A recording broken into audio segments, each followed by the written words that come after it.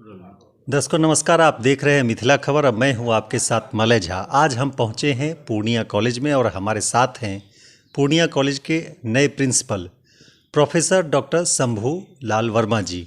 हम आपको बता दें कि ये इसी कॉलेज में प्राध्यापक के तौर पर बच्चों को पढ़ाते हैं। साल 1992 से अंग्रेजी के प्राध्यापक हैं और साथ ही ये अंग्रेजी पीएचडी के विभागाध्यक्ष भी हैं। अब ये नए पद धारण किए हैं तो क्या प्राथमिकता रहेगी और किन चीज़ों को लेकर के ये कॉलेज को आगे लेकर के जाएंगे, क्योंकि कई ऐसी समस्याएं हैं जिसका निराकरण होना है और आए दिन इस तरह की बात सामने आती है। हम बात करते हैं, हमारे साथ हैं प्रिंसिपल साहब। सर बताइए जाए प्राथमिकता क्या होगी? मेरी पहली प्राथमिकता होगी कि इस महाविद्यालय में पठन पाठन का कार्यक्रम जो है अच्छी तरह से चले। क्योंकि मेरा ऐसा मानना है कि किसी भी शिक्षण संस्थान का जो कार्य होता है, जो मुख्य कार्य होता है, या कहिए कि उसकी आत्मा यदि है तो वह पढ़ाई लिखाई है।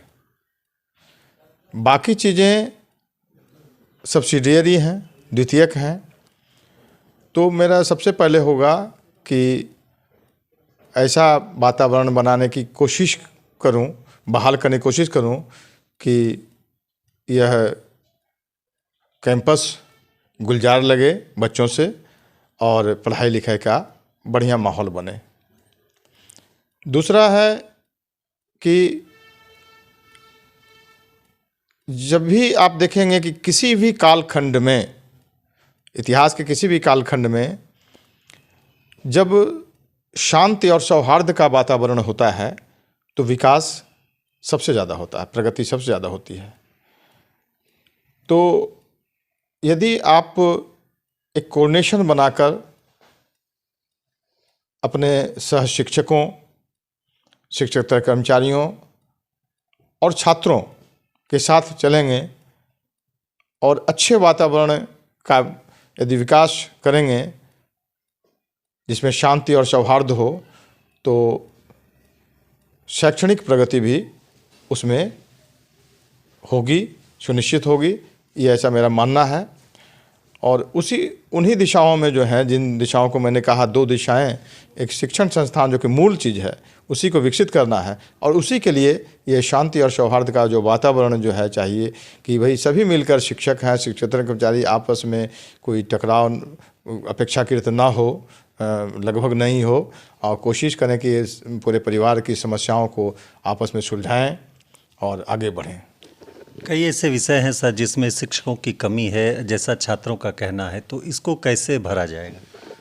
हाँ, यह बात सही है कि कई ऐसे विषय हैं जिसमें या तो शिक्षक बहुत कम हैं या नहीं ही हैं। तो ऐसे विषयों के बारे में, एक तो हमारा अतिथि शिक्षक के बारे में आप जानते ही हैं। अतिथि शिक्षकों, जिसमें अतिथि शिक्षक हैं, वो फिर से रिन्यूअल विश्वविद्यालय यदि करते हैं तो वो तो उसके द्वारा जो है जो हमें कुछ बल मिलेगा। और इसके अलावा सरकार की योजना है कि आप आउटसोर्सिंग से भी जो है ला सकते हैं सुयोग्य लोगों को, जो मानदंड सरकार ने स्थापित किया है। कुछ एजेंसियां हैं, उनके थ्रू भी ला सकते हैं आप। तो उस हिसाब से जो विषय है जहाँ हमारे नहीं हैं, हमारे यहाँ लोग, उनको लाने का प्रयास होगा। तो सरकार की जो सोच है और जिस तरह का आदेश है और विश्वविद्यालय का जो आदेश निर्देश होगा, उसके अंदर रह के हम लोग चाहेंगे कि कुछ आउटसोर्सिंग करके भी लोगों को लाएं। सर वर्ग कक्ष भी काफ़ी जर्जर है, तो कमरे की भी आवश्यकता है, क्या इसमें भी बदलाव संभव है? सही बात है। क्योंकि मैं 1992 में, जैसा आपने बताया अभी, मैं जुलाई 1992 से मैं इसी कॉलेज में हूँ, और तब से इस कॉलेज का लगभग जर्रा जर्रा मुझे पता है, और कर्मचारी जो है शैक्षणिक और गैर शैक्षणिक दोनों कर्मचारी जो है लोगों से मैं अच्छी तरह से परिचित हूँ। यहाँ तक कि मुझे सौभाग्य है कि मैं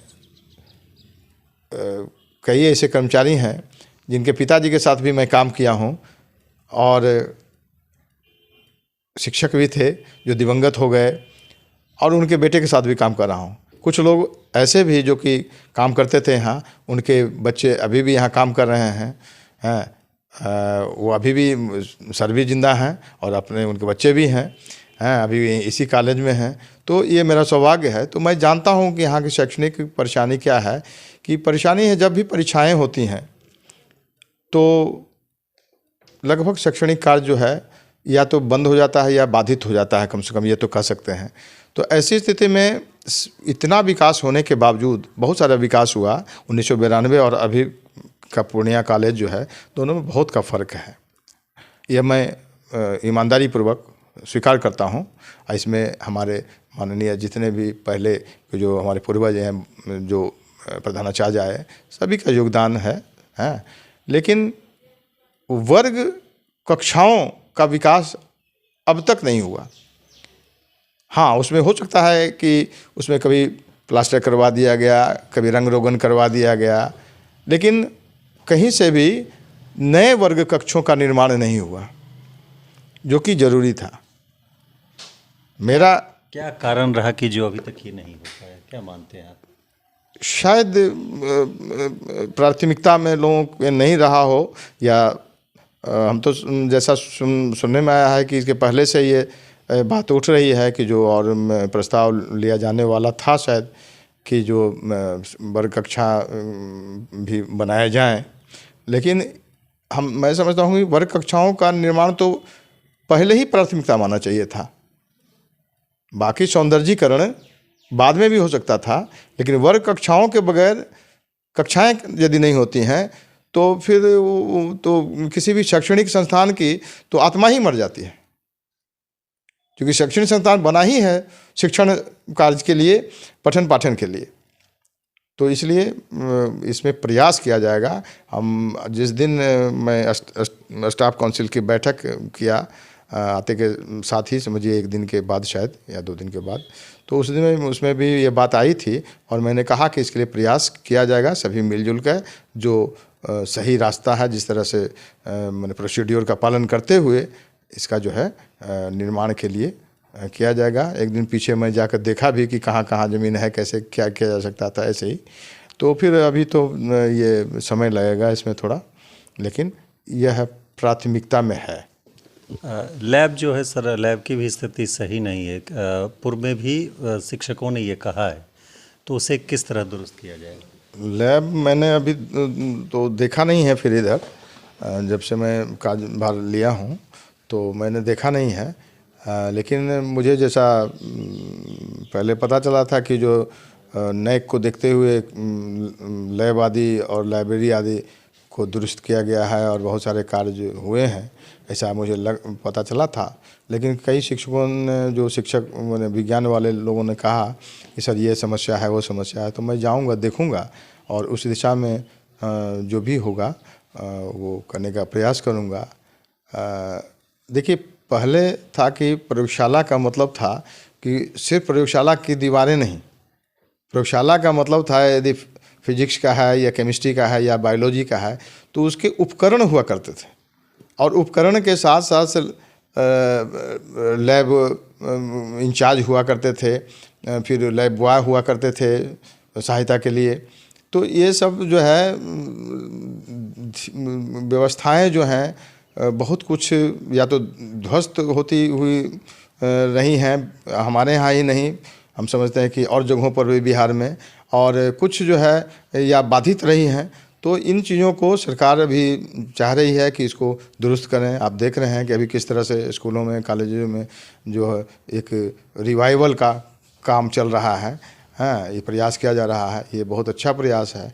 यदि ऐसा ही प्रयास रहा तो आने वाले दिनों में लैब आदि की भी स्थिति और पुस्तकालयों की भी स्थिति बहुत अच्छी होगी। लाइब्रेरी की अगर बात करें तो लाइब्रेरी में कई ऐसी पुस्तकें हैं जो काफ़ी मूल्यवान है, तो क्या डिजिटल तकनीक के सहारे उसे संरक्षित करने का भी प्रयास किया जाएगा?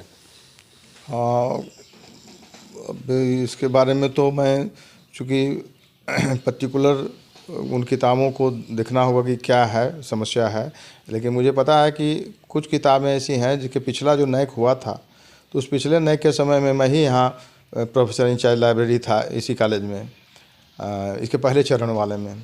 तो उन्होंने जो कलकत्ता से एक आए थे, उन्होंने बहुत खुशी जाहिर की थी, नहीं ये दार्जिलिंग शायद किसी कॉलेज सेंट जेवियर्स कॉलेज या कोई है, उसके प्रिंसिपल थे, मेंबर थे। तो उन्होंने कहा कि भाई इतना सुंदर ये पुस्तक, ये रेयर पुस्तक, ये कहाँ से आई हैं? तो ये कहाँ से आई? हम कहे सर यहाँ तो पहले से है। तो नहीं ये रेयर पुस्तक है, इसको आप संरक्षण करवाने का प्रयास करें। तो हमने कहा सर कुछ सुझाव दीजिए हम लोगों को।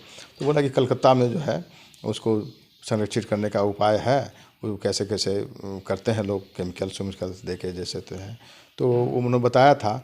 तो एक बात है कि वो पुस्तक अभी भी है, मैंने देखा, अभी लाइब्रेरी गया था मैं, तो देखा कि उन दो पुस्तकों को जो है बड़ा बढ़िया से वो कवर उवर करके रखा हुआ है। हाँ, लेकिन और यदि कोई प्रयास किया जा सकता है तो किया जाना चाहिए। लेकिन उससे बड़ा सवाल दूसरा है पुस्तकालय में। फिर मैं कहूँगा कि पुस्तकालय सिर्फ दीवारें नहीं होती हैं, पुस्तकालय पुस्तकों से बनती है, और पुस्तकें भी कई तरह की होती हैं। वो पुस्तकें महत्वपूर्ण इसलिए हैं कि वो आपके उपयोग की हैं। यदि आपके उपयोग की पुस्तकें नहीं हैं तो महत्वपूर्ण नहीं है। हजारों वो पुस्तकें हैं, बहुत स्टैंडर्ड पुस्तकें होंगी, नहीं भी हो सकती हैं स्टैंडर्ड, लेकिन आपके कम से कम उपयोग की नहीं है। तो किताबें ऐसी हों जो बच्चों के उपयोग की हों, विषय जो है जो पढ़ाए जाते हों, जो कोर्सेज हों उससे मेल खाते हों, उनके अनुकूल हों, ऐसी किताबें होनी चाहिए। मैं नहीं समझता हूँ कि ऐसी किताबें खरीदारी हुई हैं इधर, और यदि हुई होंगी तो मुझे पता नहीं है, क्योंकि अभी तो मैं आया ही हूँ, मैं देखूँगा, है ना। जैसा कि आपने कहा कि पुस्तकें काफ़ी मूल्यवान होती हैं, साथ ही साथ वैसी उपयोगी पुस्तकें जो छात्रों के हित में हो। एक यहाँ ये और सवाल है कि ये वही स्थल है, यही पूर्णिया कॉलेज है जहाँ राष्ट्रकवि रामधारी सिंह दिनकर ने एक ऐसी साहित्यिक कृति की रचना की थी। किस तरह गर्व का अनुभव हो रहा है? क्या उसके लिए कुछ पहल होगी? गर्व का अनुभव निश्चय ही हो रहा है, होता है। वही नहीं कि हमारे सिर्फ राष्ट्रकवि जो है रामधारी सिंह दिनकर ने सिर्फ यहाँ रश्मि रथी की रचना की, या कम से कम आंशिक रूप से रचना की यहीं रह के, लेकिन बल्कि यह भी होता है कि हम इन सब प्रकरण के पीछे जो इस कॉलेज के जो पूर्वज थे, निर्माता और संस्थापक लोग थे पूर्वज, बहुत सम्मान के साथ कहना चाहूँगा कि हमारे सम्मानित जो है लक्ष्मी नारायण सुधांशु जी, जिन्होंने अपने मित्र जो है आदरणीय जो है जनार्दन प्रसाद झा द्विज जैसे हीरा को खोज कर लाया, और खोज के ही नहीं लाया बल्कि उनको जोर देकर लाया कि आपको आना ही पड़ेगा पूर्णिया कॉलेज। और वहीं से ये क्रम चला, और द्विज जी के आने के बाद ही फिर साहित्यिक गतिविधियों का ये गढ़ बना, और गढ़ बना तो फिर रामधारी सिंह दिनकर भी आए। क्योंकि मेरी समझ में उनकी बेटी की शादी शायद काजाकोठी मेरे समझ में है थी, तो आते तो यहाँ रहते थे, दोनों साहित्यिक मित्र थे। तो यहाँ रश्मि रथी की रचना हुई, यह उसका गवाह है, यह कक्ष जो है रश्मि रथी भवन यह जो है। तो ये तो अच्छी बात है, गर्व की बात है। लेकिन साथ साथ आप ये भी मैं बता दूं कि उस सिर्फ गर्व करने से काम नहीं चलना है, उनकी प्रेरणा को से प्रेरित होकर हमें और आगे बढ़ने की ज़रूरत है। और आपको यह पता है कि इसमें और कई शिक्षक हुए, खास करके अंग्रेजी विभाग की मैं चर्चा करूंगा और उर्दू विभाग की, कि जिन्होंने बहुत काम किया। उनकी कृतियां हैं, जैसे कैलाश बिहारी सहाय जी, है ना, प्रोफेसर कैलाश बिहारी सहाय, प्रोफेसर राय, विजेंद्र प्रसाद राय, बीपी राय, ये इन्होंने किताबें लिखी हैं। मदिर शहर के सूरज में कैलाश बिहारी साय की पुस्तक है, और साथ ही साथ मार्क्सवाद और शास्त्रवाद, इस पर मैंने समीक्षा भी लिखी थी रेडियो के लिए, तो वो भी रचना उन्होंने की है। और साथ ही साथ बीपी राय ने दोन नामक उपन्यास की रचना की है, और दिक्काल, शायद दिक्काल उनका काव्य संग्रह है। तो उसके बाद प्रोफेसर कैलाश नाथ तिवारी, इन्होंने द्विजदेनी जी पर जो है काम किया, और कई काम किए, सिर्फ द्विजदेनी पर नहीं, उनका तो पूरा संग्रह ही निकाला है ना, लेकिन और भी कई अभिनंदन ग्रंथ और कई भी चीज़ें निकाला उन्होंने। प्रोफेसर कैलाश बिहारी सहाय का भी नाम याद लेना चाहूँगा ऐसी स्थिति। उसी क्रम में मेरी भी नियुक्ति हुई, और मैं भी जो है एक हिंदी के सेवक के रूप में काम करता रहा। पता ही है आपको कि राष्ट्रभाषा सम्मान भी मुझे प्राप्त है। तो ये परंपरा रही, एक गौरवशाली परंपरा। इसमें कहीं ना कहीं जरूर हमारे पूर्वज भी हैं, चाहे वो सुधांशु जी हों, द्विज जी हों, या फिर किसी रूप में आए हों यहाँ हमारे राष्ट्र कवि, तो कहीं ना कहीं ये तो गौरवशाली परंपरा ही है। उर्दू में भी तारिक साहब उर्दू के अच्छे साहित्यकार कहे जाते हैं। यहाँ के 3 साहित्यकार हुए हैं, एक तो काले से बाहर कहेंगे, मैंने जानते हैं वफ़ा मलिकपुरी साहब, यहीं के थे, पूर्णिया में रहते थे सिटी में, वफ़ा मलिकपुरी। और दूसरे यहाँ 2 हमारे यहाँ, एक तारिक साहब, अबू अजमल तारिक ऐसा कुछ नाम था, है ना, और दूसरे दानिश साहब, अहमद हसन दानिश। तो ये जो है एक गौरवशाली परंपरा रही है हमारे यहाँ। हमारा कॉलेज विभिन्न विषयों में, साइंस में भी डॉक्टर TVR के राव जैसे माने आप समर्पित, साइंस के प्रति, केमिस्ट्री के प्रति समर्पित लोग रहे हैं, और भी लोग रहे हैं, बहुत लोग इकोनॉमिक्स के, मैथिली के, हैं, बहुत लोग रहे हैं। तो ये गौरवशाली परंपरा तो है। और इसमें निश्चित रूप से आपने जैसा कहा कि जब भी रश्मि रथी भवन देखता हूँ, कक्ष देखता हूँ, रश्मि रथी कक्ष, तो अच्छा लगता है। और अच्छा है कि हमारे पूर्ववर्ती प्रधानाचार्य साहब ने उसका जीर्णोद्धार भी करवाने का कार्य किया है, और उसको सजाने संवारने का काम किया है। जो छात्र कॉलेज नहीं आ रहे हैं, कहते हैं कि जब तक आप कॉलेज नहीं पहुंचेंगे तो आप अध्ययन नहीं कर पाएंगे, तो आप क्या अपील करना चाहेंगे अपनी तरफ से? मैं यही कहना चाहूँगा कि हमारे ज़माने में जब मैं छात्र था, और हम समझते हैं कि हम में से हमारे उम्र के जितने भी लोग हैं वो छात्र होंगे, तो ये कहावत थी कि नो नॉलेज विदाउट कॉलेज। तो ये बात सच है। जब कहा जाता था हम में से किसी को कि ऐसा है ना कि एडमिशन नहीं हो रहा है, तो पत्राचार में ले लो ना, जिसको आजकल डिस्टेंस एजुकेशन कहते हैं। उस समय पत्राचार होता, अब तो कहीं पत्राचार संस्थान है नहीं, तो पत्राचार संस्थान के द्वारा जो है भी पढ़ाई होती थी, जिसको आज दूरस्थ शिक्षा के नाम से जानते हैं। तो नहीं एडमिशन लेना चाहते थे। अरे वो एडमिशन जो है वो क्या है, मज़ा ही नहीं आएगा, पढ़ने में मज़ा ही नहीं आएगा। तो भाई कॉलेज जाने से सिर्फ सूचना का आदान प्रदान होता हो ऐसी बात नहीं है, साथ ही साथ बहुत चीज़ें सीखने के लिए मिलती है, और एक समेकित कहिए कि जो है व्यक्तित्व का विकास होता है। आप अच्छे वक्ता बनना है आपको, आप अच्छा कोऑर्डिनेटर बनना है, आपको अच्छा मैनेजर बनना है। तो इन चीज़ों के लिए आपको जो है शिक्षण संस्थान में, चाहे वह स्कूल हो कि कॉलेज हो, उसमें जाना होगा। और कॉलेज तो खास तौर पर, क्योंकि आप जानते हैं कि स्कूलों में कई जगह पर जो है बहुत सारे बंधन भी होते हैं, ड्रेस कोड है, ये है वो है, शिक्षक और ये में भी होता है एक बहुत सारा का जो है कि फ्रीडम उतना नहीं होता है। लेकिन कॉलेज में तो आप शिक्षक से जितना फ्रीडम से बात कर सकते हैं, प्रश्न पूछ सकते हैं, कुछ बहुत सारी समस्याएं रख सकते हैं, और आपस में मित्रतापूर्ण लगभग वातावरण होता है। तो ऐसे स्थिति में यही कहेंगे कि क्लास करने का बहुत महत्व है। यह सिर्फ सूचना प्रदान करने की जगह नहीं है, यह व्यक्तित्व निर्माण की जगह है। इसलिए कॉलेज बच्चे ज़रूर आएँ, ज़्यादा से ज़्यादा संख्या में आएँ। और हमारा और सरकार का चैलेंज ये होगा कि उन बच्चों को एकोमोडेट कैसे करें, और उसके लिए भी प्रयास हम लोग करें। ये थे हमारे साथ पूर्णिया कॉलेज के प्रिंसिपल साहब प्रोफेसर डॉक्टर शंभूलाल वर्मा, जिन्होंने कहा कि कॉलेज आने से व्यक्तित्व का सर्वांगीण विकास होता है और आप भी निरंतर कॉलेज आएँ ताकि अध्ययन के साथ साथ आपको यहाँ संस्कार भी मिलता रहे। अपने सहयोगी मनोज के साथ मलय झा, मिथिला खबर, पूर्णिया। मनोरमा ग्रुप, जो सोचता है वो करता है।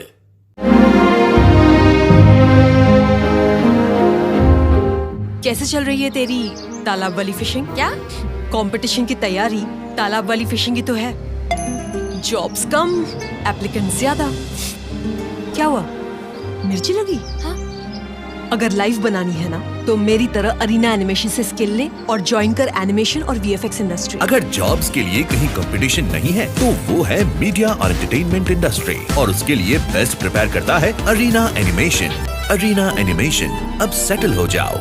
Chauhan second choice near Maranga, Purnia.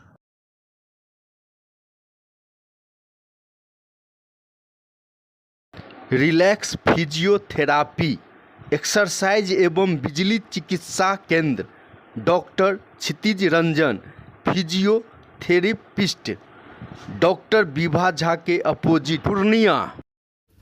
नमस्कार, हम अहाँ सबके Ravi Sudha Chaudhary, Bollywood actor and producer. हम मिथिला खबर देखे वाला सब दर्शक की अनुरोध करै छी कि अहाँ सब ई चैनल के सब्सक्राइब करू, लाइक करू और ढेर सारा प्यार दू।